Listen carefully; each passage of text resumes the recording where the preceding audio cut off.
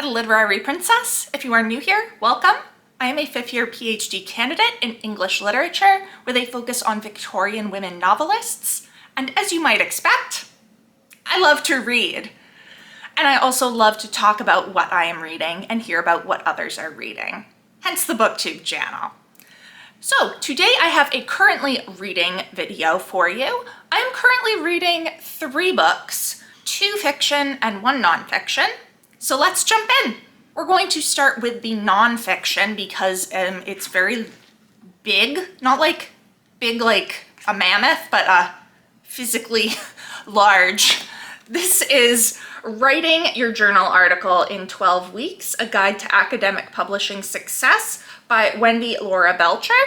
This is kind of a workbook that takes you through the process of writing and publishing a journal article. As the title says, journal articles in the humanities are like kind of the way you get your research out there. And I would like to have one at least being considered at a journal before I go on the job market in the fall. So I am going through this workbook and revising a conference paper I wrote into a journal article. This journal article will then be revised into a dissertation chapter. So I am currently just finishing up week 5. And again, there's 12 weeks. So I'm a little less than halfway through, I suppose. And this has really been helpful so far. The only problem is I just need to, write. And unfortunately, this can't write it for you. However, it is giving me a lot of great things to think about to make my work stronger.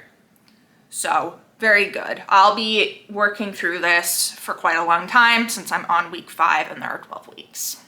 Now we move on to the fiction, and the first one that I am reading is for the TBR Clear Out Readathon hosted by Katie from Books and Things. And this is The Idiot by Elif Batuman. So I actually read this, or started reading this, a few years ago and got a little over halfway through and then stopped because I had been reading it for months and I felt like it just wasn't the way to read it. I wasn't giving the book the time it deserved. So I was like, I'll just come back to it later. And I've decided that I'm going to come back to it now. And I am actually almost done. I am 319 pages in and the book is 423. So I'm like at the 75% mark. This follows Selin, who is a young Turkish-American girl starting her first year at Harvard. And she's very relatable. This takes place in the mid-90s, so it's way before I would have been in college. I was a little kid in the 90s, but there is just something universal about starting university and going through these big changes that just, it's very relatable. She doesn't understand what people are doing.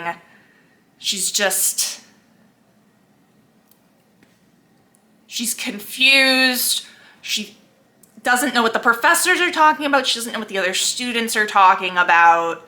She has this one guy who she can kind of relate to via their emails, but they have a hard time kind of communicating in person. It's really good so far. I'm enjoying it a lot. I'll probably finish it today, to be honest, because there's not much left. So yeah, really happy I picked this up again.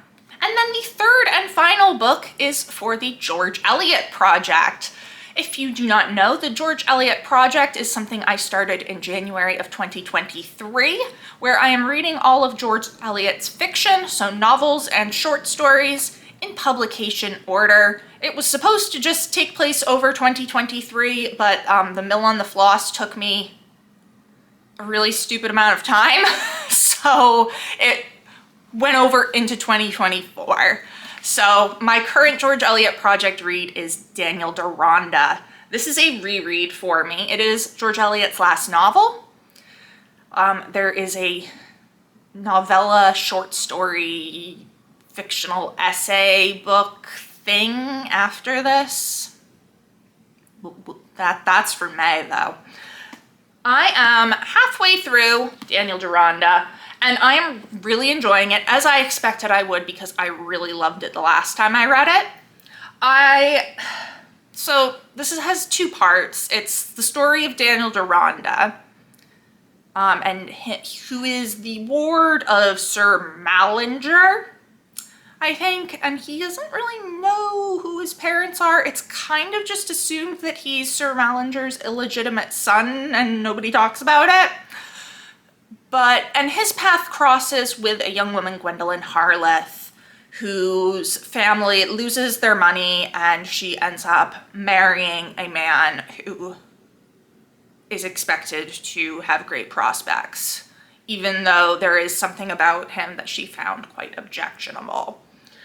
So there's really these two kind of separate stories that cross paths but don't really affect each other too much.